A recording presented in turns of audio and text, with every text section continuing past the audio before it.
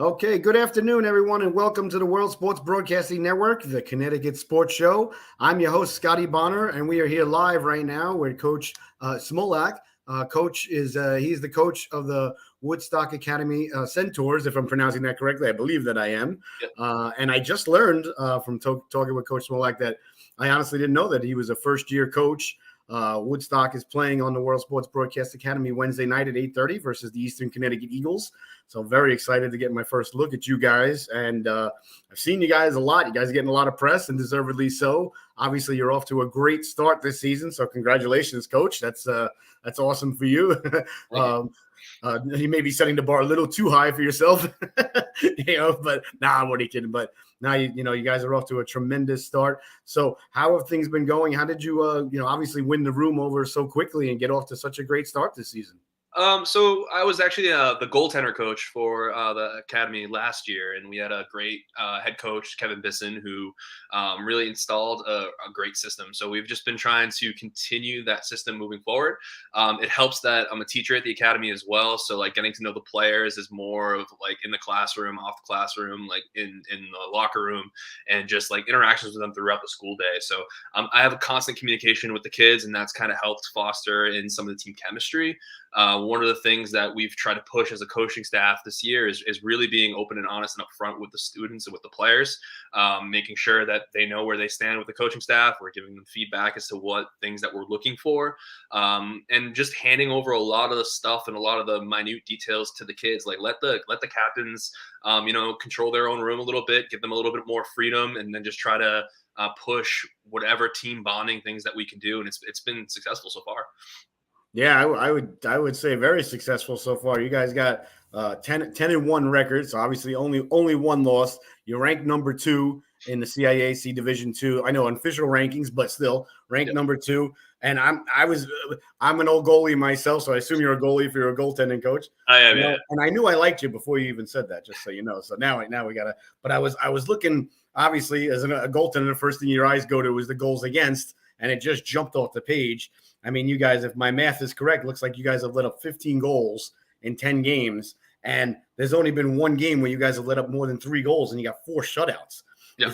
Is it obviously you got you're good goaltending. I mean, we don't have to, go too deep into that. Is there a philosophy? Are you emphasizing, defense? What are you pounding into the young lads' heads to make sure that your goals against stays this low? Because that doesn't happen by accident. So our goaltending is probably the number one strength of our team. We have 2 quality goaltenders in Dante Sousa and Caden Ketty who really push each other. And it's not like they're fighting each other or arguing with each other in terms of like playing minutes. I mean, they've been able and they've allowed us, based on their play, to split time between the 2 of them. And they have a really good competitive competition with each other, and they're extremely supportive of each other on and off the ice. So just having that relationship between the 2 goaltenders and knowing that they can go at any moment, and just as a coaching staff, knowing that whichever goaltender we throw out there is going to be great for us and give us the best that they can has been really, really helpful. So having that as probably our number one strength going into this year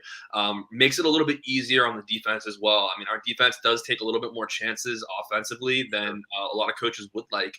But by having that depth in goaltending and knowing that there's 2 quality goaltenders behind to, save if a mistake is made is really helpful. And it really boosts the confidence on our young defensemen and on our forwards as well.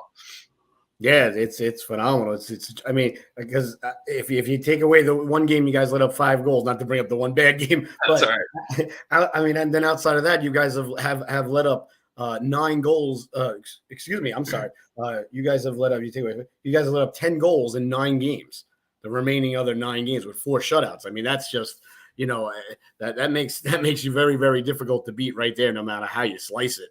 So I mean, that's just something that's because I as an old goalie and old coach myself, I always felt if you got a good goaltender, you'll end up looking like a good coach. So if you got 2, and you can throw either one out there on either night, and knowing that your team's got a chance to win with either guy between the pipes, and the guys in front of them know that, then Yeah, exactly. And one of the things that Woodstock's we were working on last year with the goaltenders is, tracking of the pucks, tracking pucks through traffic, and then your head movement, making sure that you're following the puck to your pads, to your gloves, and not only just following it to there, but also following that rebound so that you're able to position your body and be prepared for the second, third, fourth opportunities. Hopefully it never gets to a fourth opportunity. But, just working on minor things. There were some issues that the goaltenders were working on last year, and we came into this year. And a lot of those issues that we had are things that we've discussed were solved. So we're just continuing on that mentality, maybe keeping them on task, challenging them a little bit more, and making sure that their good habits that they've had throughout the year continue. Yeah, absolutely. So you mentioned young defensemen. Do you have a primarily younger defensive core, or do you have a who are your leaders out there on defense? Right, right in front of the goaltender. Yeah, we've got a lot of sophomores and freshmen on our D. The upperclassmen that we do have that are two juniors, they had limited ice time for varsity over the last 2 years. So we're rolling out a relatively inexperienced defense, but that's not to say that they're not capable, because they're extremely capable. I mean, we've got probably the top blue liner on our team right now is a freshman, and he just controls and dominates the game on both ends of the ice. He had 2 goals the other night. He has been increasing his offensive output. He's solid positionally. He's got a good quick stick, so he's able to take away the lane. He closes his gap really well, and if he makes a mistake, he hustles backwards to make sure that he can break up the play, and more times than not, he does that. So it's just finding a combination of what works, which chemistry and which D pairs tend to work the best, and then going from there. Yeah, that sounds well. So you got mostly freshmen and sophomores out there, and you're having this much success early. That's fantastic. Congratulations. I love to see that. Again, the goals against are the first thing that jumps off for me. But I think we'd be a little bit remiss if we didn't discuss the goals for. You guys are averaging 7.8 goals a game. That doesn't happen by accident either. You got 78 goals. No, a little less than 7.8. I'm sorry. So about 7 goals a game. You got 78 goals, it looks like, in 11 games. Talk about where the offense is coming from. Is it what's the philosophy? What would you say you guys are looking to do offensively? Obviously, put the puck in the net, but how do you do that so efficiently? So one of the things that we want to do is, we have a solid first line, and our first line is made up of a sophomore and 2 juniors. They've played together as a line since they were kids. So to have them, the 3 of them, coming to the school, and they were a top line last year as a sophomore and a freshman. So this year they're coming back again, and then next year we should hopefully have all 3 of them back. So just that chemistry, and if you watch them play when they're on the ice, like, they don't have to verbally communicate. They know exactly where they're going to be. They know where they are on the ice. They're constantly moving to try to find position and to find open ice in order to make a play. They crash net hard. And when it comes to our offensive philosophy throughout the entire lineup, we want to dominate the house, and it's both offensively and defensively. We want to control play in there. We want to attack that area for rebounds and quick shots, and be able to muscle our opponents out of that in our own end, provide our goalies with an opportunity to see shots, and just be aggressive on the D end and making sure that we're dominant in that area, both offensively and defensively. When it comes to offense, part of it is just where we're at with our division and with our conference. There's a few teams that lost some quality people and some quality players over this year. So they're in a kind of like a rebuilding phase where they're just trying to take young kids and teach them the game and teach them how to play high school hockey. And because we've had kids together for so long, it's just they've been able to work really well, and the chemistry is paying off offensively for us. So we need to make sure that we don't get complacent, when we're playing higher edge teams, just because, if we get complacent, we rely on one line, we're not going to be as successful when we're playing against quality opponents. Yeah, that was actually the next thing that was popping into my head is, what do you do as a coach when you're having so much success? You won your last game, I believe, 10-0, if I'm not mistaken. Right. Which is great. Of course, you want to. But how do you maintain, the mental sharpness that you need, that you're going to need when you guys get down the road and you're headed, hopefully, to go play at Quinnipiac? I know I'm putting the cart before the horse a little bit, but it can't not be on everybody's mind at this point with the success that you're having. So what do you do as a coach in an organization just to keep everybody sharp and keep everybody's foot on the accelerator, for lack of a better term? Well, we had a really big challenging game against North Haven when our one lost. But, we had North Haven that game. We had Burville in the next game. We had Bishop Hendricken in there as well. So we're playing 3 top-tier teams, both in Division II in Connecticut and in Division I in Rhode Island. Yeah. So, when we go into North Haven, it's like, all right, here's a first test. Let's see where we're at against teams that are comparable to us. And I think that us losing 5-1 was a good wake up call for us to see, if we are going to make a deep run, these are things that we have to adjust. These are things that we have to see on a consistent basis. And then the next game we played Bishop Hendricken, who, we lost 3-2 to last year. And then we pulled out a 2-1 win this year. So it's just forcing the mentality on the kids is like, hey, like, when you're looking at Bishop Hendricken, who beat us last year, you're looking at these D1 Rhode Island schools that probably think, based off of our experience last year, that they might handily beat us. And just to show, like, hey, look at how they're forcing play. Look at how they're dictating. Look at how they're not playing down to us. Look at that mentality. We need to have that killer instinct and that mentality that any team can beat us on any night. And we have prepared shift by shift to give everything that we can and to leave everything on the ice and play smart. Yeah, and that's a lot easier said than done sometimes, especially, when you I mean, you had some very good wins there in the middle, like you were saying. But yeah, I just know that, and it's human nature. You get up 4-5-0, you just relax a little bit. It's just, and the same thing during the season. But you guys have seemed, to just be able to push through that and stay, stay very, very aggressive and very hungry. Do you guys usually not go through like a feeling out process during the game? You like to come out and blitzkrieg the other team right away?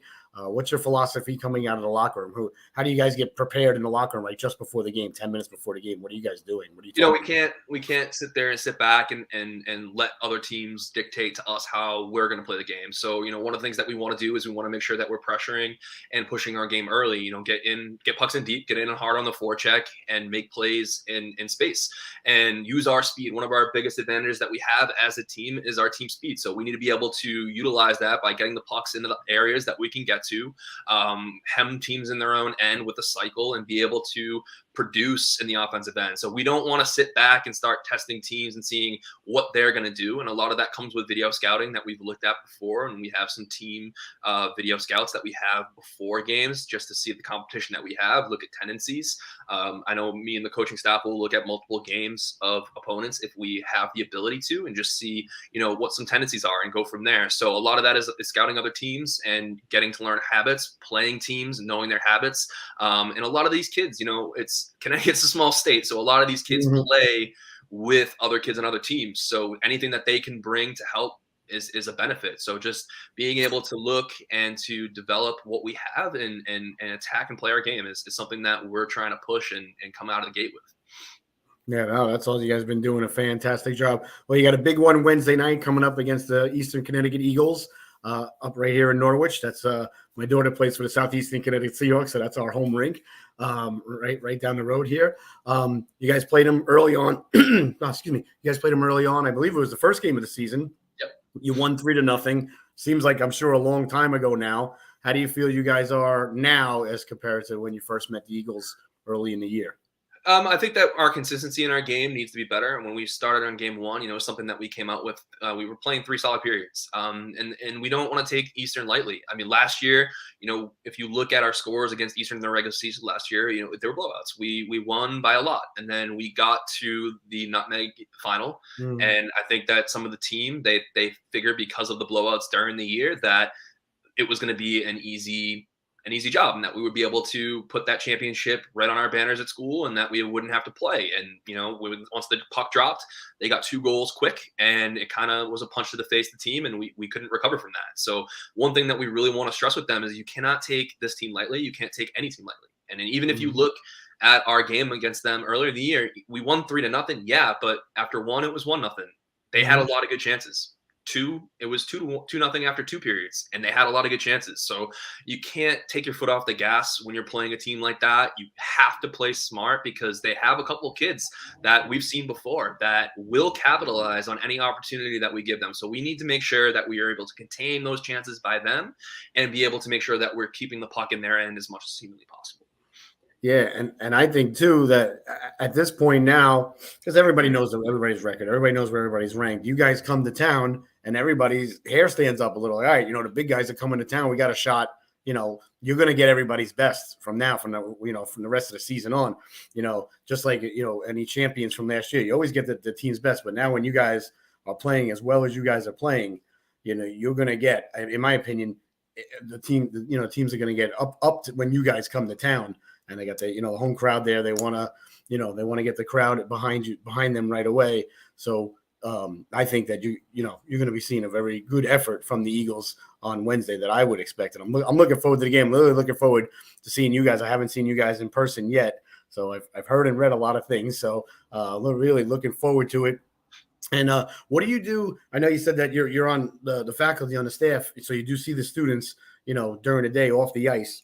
Yep. How do you relate to the players these days? Because I'm getting older now, so I'm getting further and further away from young players. I mean, I've got 2 teenagers myself, but that doesn't count because they're mine.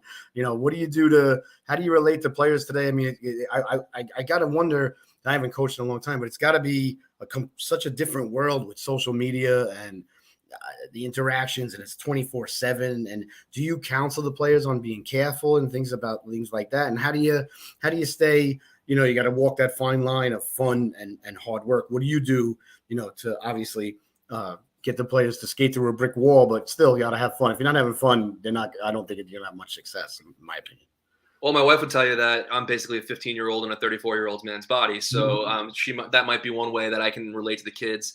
But really, they're kids, yeah, but they're human beings and they're not stupid. So one of the things that I try to relate with the kids is speak to them like people and get to know them on a personal level and get to know what they're like and things that are going on in their lives on and off the ice at home, and just being able to be a positive influence and a positive role model for them.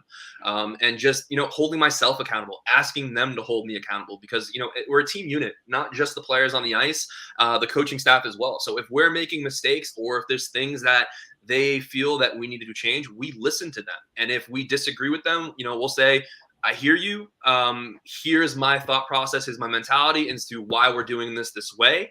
And, it's not like it was 15, 20 years ago, or even when I was in high school, where, you sat down and, coach told you how it was, and this is it. And then you do it. And I don't want any complaints. I don't want any feedback. But, if they're seeing something, each one of these kids has played hockey their entire lives. The coaching staff has played hockey their entire lives. So we all bring something that to the table that we can learn from, whether that be systematically, whether that could be lines, and it doesn't always go, but just being able to communicate with everybody effectively and hold each other accountable, not just us, the coaching staff, holding players accountable, but them holding us, and realizing that, we're all in this together. It's not just a separation between us and you, like we're a team. And I think that that's something that has been very effective and helpful for us so far into this year. Yeah, I think I hear what you're saying. I think it's a lot different these days. Back when I played, and even when I was coaching a long time, it was like, this is how you do it. That's it. No question. Don't ask. You're not supposed to ask. You're the child. I'm the coach. And there was that definitive line. And and nowadays it seems like the children's intellectual and hockey IQ and understanding has come such a long way, where they benefit from the explanation of, here's why we're doing this. It's not just do this because I said so, because I'm the coach and you're the player. And I have seen some coaches have a little bit of difficulty with that adjustment in society. And when they're trying to be more of a taskmaster, eventually the kids just end up tuning them out. And you got to just, you're a lot younger than me, so you probably have a more, different perspective of things. But yeah, like, when I was a kid, it was yes, coach, yes, sir. That was it. And the story, it didn't matter. You could think in your head, this guy has no idea what he's talking about, but you wouldn't dare ask for an explanation. So that's really good to hear that's, getting down to them on a, treating them like adults and on a human level and everything like that. So I'm really looking forward to Wednesday's game. Thank you so much for joining us, here for a little pregame interview here on the Connecticut Sports Show. I wish you guys nothing but the best on Wednesday and the rest of the way. And if there's anything else you'd like to say or anything, I'll let you have the last word. But thank you so much for coming on, Coach. Really appreciate it. Great to meet you. Great to meet you too. Thanks for having me. Hopefully we can go out there and play our game and give you some good, entertaining games, not just from our perspective, but also from the other team. We want to make sure that we're bringing a lot of attention, not just to the Woodstock Academy, but to Connecticut hockey as well, and to provide you guys with an exciting and fun game to watch. And that's the goal, right? Is to have these kids perform at a high level and be entertaining and have fun. Like, they need to have fun while they're playing the game, or they're not going to enjoy it, and it's going to be more difficult along the way. So thanks for having me. Well, you're very welcome. I couldn't agree more. Got to have fun. All right, Coach. Well, I'll see you Wednesday night. Good luck, and thank you again for your time. Appreciate it. All right, thanks again. All right. Take care. Welcome, everybody, to the Connecticut Sports Show on the World Sports Broadcast